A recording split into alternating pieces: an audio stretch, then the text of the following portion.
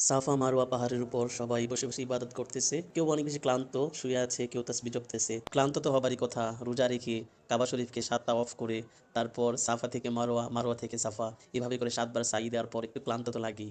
আর ক্লান্ত হবার পরই আসলে মনে হয় যে এখানে তো আমরা এরকম বিল্ডিং অথবা কত সুন্দর জায়গায় বসে আছি, কোনো রোদ নেই, অথচ মা হাজেরা এখানেই তার সন্তান শিশু ইসমাইলের জন্য পানির খোঁজে দৌড়াদৌড়ি করতেছিল। এত পরিমাণ রোদ ছিল, রোদের কারণে মরুভূমির বালুগুলো পানির মতো চিকচিক করতেছিল। মনে হচ্ছিল যে দূরে পানি দেখা যাচ্ছে। তখন মা হাজেরা যখন দৌড়ে সেখানে যেত, গিয়ে দেখতো যে সেগুলো আসলে পানি না, বালুগুলো রৌদ্রের তাপে চিকচিক করতেছিল। তো ওখান থেকে যখন আবার মারোয়া পাহাড়ের দিকে তাকাতো, তো আবার মনে হতো যে না, সেখানেও মনে হয় পানি চিকচিক করতেছে। তো দৌড়ে আবার সেই সাফা পাহাড় থেকে মারোয়া পাহাড়ের দিকে যেত। এভাবে করে ছোট্ট শিশু ইসমাইলকে পানি পান করানোর জন্য সে ছটফট করতে লাগলো। এবং এই ভালোবাসা দেখে আল্লাহ এতটাই খুশি হয়েছে যে কিয়ামতের আগ পর্যন্ত যারা হজ করতে আসবে ততক্ষণ পর্যন্ত হজ কবুল হবে না, যতক্ষণ পর্যন্ত মা হাজিরার মতো করে এভাবে সাফা থেকে মারওয়া, মারওয়া থেকে সাফা ৭ বার সাই না করবে, ৭ পাক না দিবে। তাই মা হাজেরার সেই হৃদয় বিদারক মুহূর্তকে স্মরণ করতে করতে সবাই ৭ বার সাই করে।